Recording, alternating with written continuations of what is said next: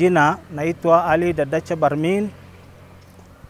Mimi niko na mtoto wangu ambaye amedhofika, ako na ugonjwa ambaye inaitwa neurofibrosis.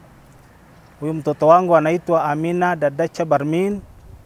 Amina Dadacha Barmin alipata hii ugonjwa wa uvimbe 2021 akiwa darasa la 8. Kwa sasa Amina ako Loko Girls, ako form 2.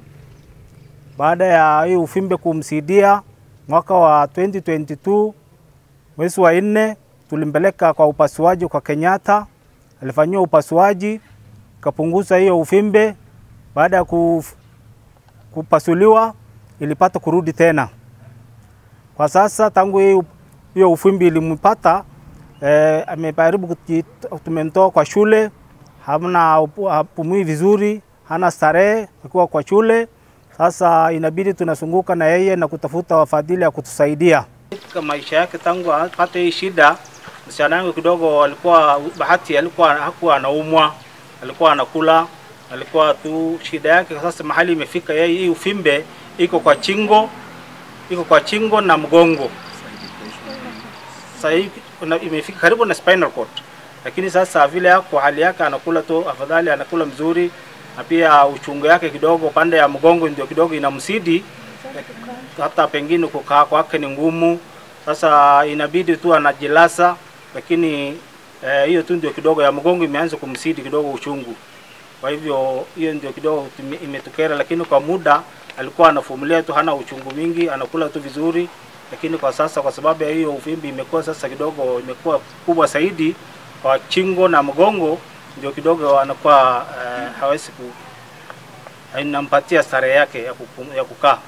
Mimi kwa jina naitwa Hassan Okicha Duba, retired senior chief katika Isiolo.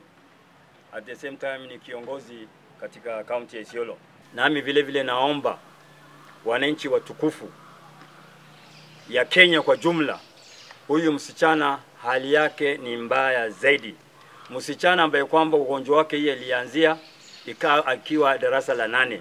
Saa hii ako form 2.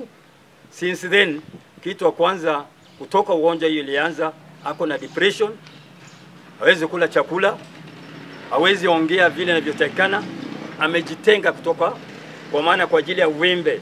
Mnaelewa hali ya usichana naye mnajua mbeleni alikuwa sawa, saa hii hali nyinyi mwenyewe katika picha ambayo kwamba mlioneshwa hapa mshaona.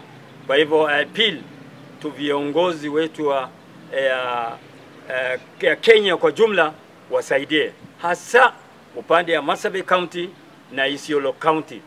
Na ninaomba kwa wahisani, hasa NGO yetu ya Kenya mzima, wakiona hii picha, tafadhali ile huruma ya binadamu, huruma ya usichana ambaye kwamba angestahili kusoma mpaka university, lakini kwa ajili ya shida hiyo katika form 2 hataweza kusoma. Kwa hivyo wananchi kwa jumla ninaomba hiyo msichana apate msaada vile inavyotakikana.